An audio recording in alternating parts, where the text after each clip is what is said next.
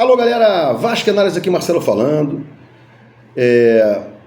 Tá saindo aí nos noticiários do Vasco, na mídia, né, vascaína, a questão com relação à documentação e esse blá blá blá aí sempre que a gente escuta, né, de contratação do atacante Bruma de Portugal, né.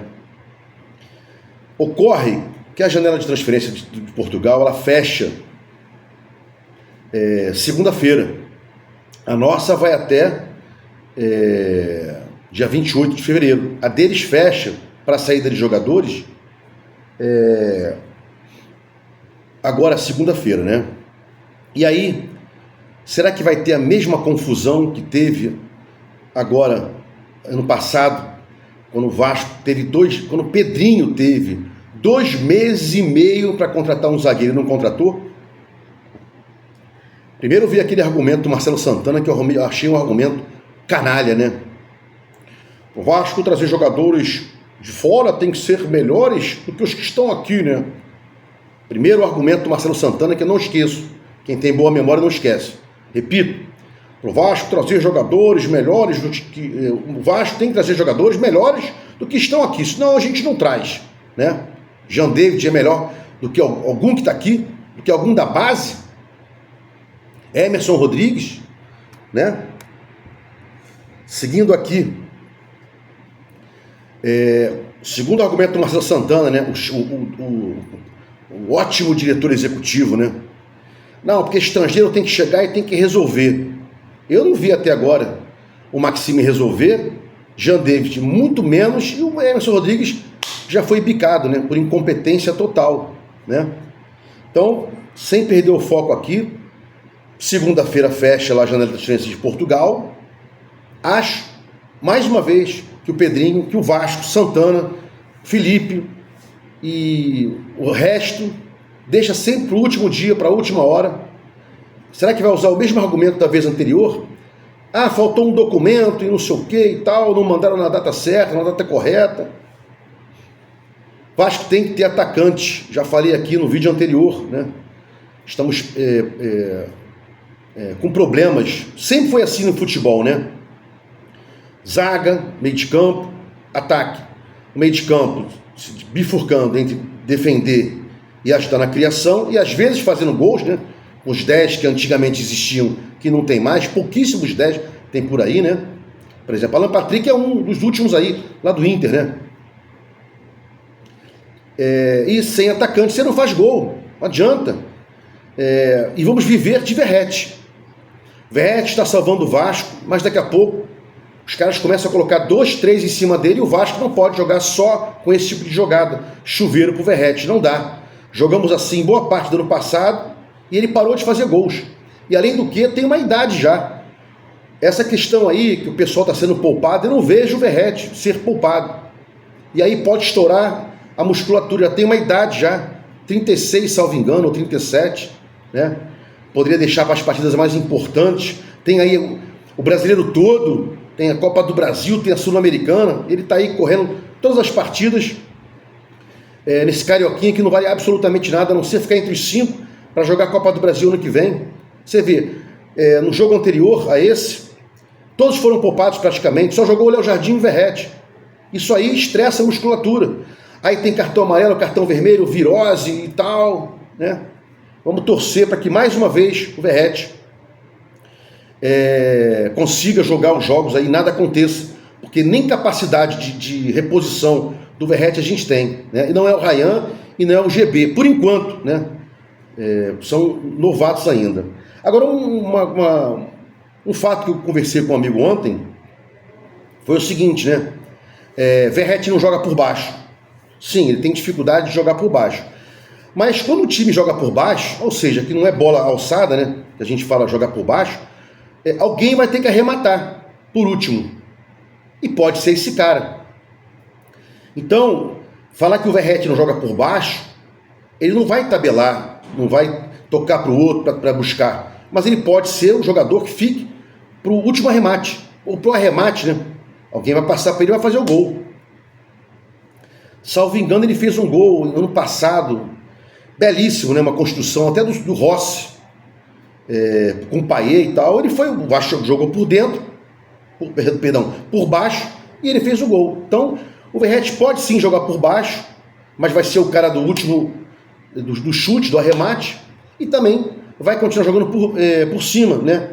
E o Vasco tem que manter essa valência, só que com mais jogadores na área, não é só colocar o Verratti lá para tentar fazer gol de cabeça, vão marcar, botar 2, 3 em cima dele, né?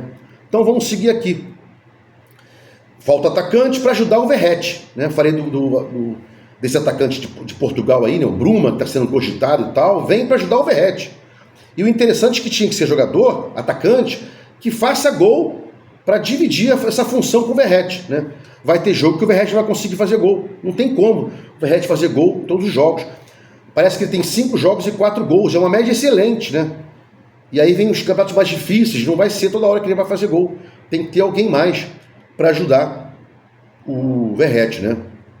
Agora, para fechar o vídeo aqui, nós temos um departamento de futebol péssimo, né?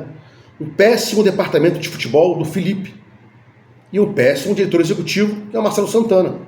Por que eu digo isso? Porque você trazer jogadores, como trouxe aí, né, os 3, Emerson Rodrigues, Jean David, Maxime, blá blá blá, traz Souza, traz Alex Teixeira, renova com fulano de tal e blá blá blá. Agora, não tem dinheiro, né? E os caras querem renovar ainda com Payet e Coutinho. Vale a pena renovar com esses 2 jogadores, Payet e Coutinho, até dezembro, pagando 1,5 milhão para cada um? Com 1,5 milhão para cada um, vezes 2, dá 3 milhões. Olha quanto jogador você traria para o Vasco. E tem mais, né? Para quem tem memória curta, vai lá no sócio torcedor. 55 mil, né? Não passa de 60 mil torcedores. Então, aquela história que o Pedrinho falou, que o Coutinho se pague, blá blá blá, o sócio torcedor não pode ser para pagar o Coutinho, porque não está valendo a pena, né? Não, o sócio torcedor está pagando o Coutinho, está pagando o Souza, está pagando o Alex Teixeira, pagando os 3 e tal, né? Trouxe esses caras que não então tem que mudar, né? Tem que desfazer isso aí, né? Mandar embora Souza, Alex Teixeira, Jean David, e não renovar com esses caras, ou então no máximo renovar com um só. Você não dá para contar com o Payet a 1,5 milhão por mês, entrando para jogar 10 minutos, 15, e chutando córner no pé do zagueiro. Quem viu os córneres que o Payet bateu ontem, foram ridículos, cara, né? Denota o quê? Um cara cansado, que jogou 2 tempos na última partida contra o Maricá, salvo engano foi contra o Maricá, e ontem entrou, parecia que estava com a musculatura presa, e ele nem ia viajar, né? O cara, ele falou, não vai viajar, e viajou, e não rende, né? Coutinho tentando dar lençol e tal, complicado demais isso aí, né? Só para caracterizar aqui, é um péssimo departamento de futebol, com péssimos diretores executivos e diretor de futebol, né? É um time mambembe. O Vasco é um time mambembe. O Volta Redonda, né? O Madureira são mais organizados que o Vasco no futebol. Não tem jeito. Você vê aí, ó, o time do Volta Redonda fez 2-1, manteve a marcação alta, né? Coisa que o Vasco não faz.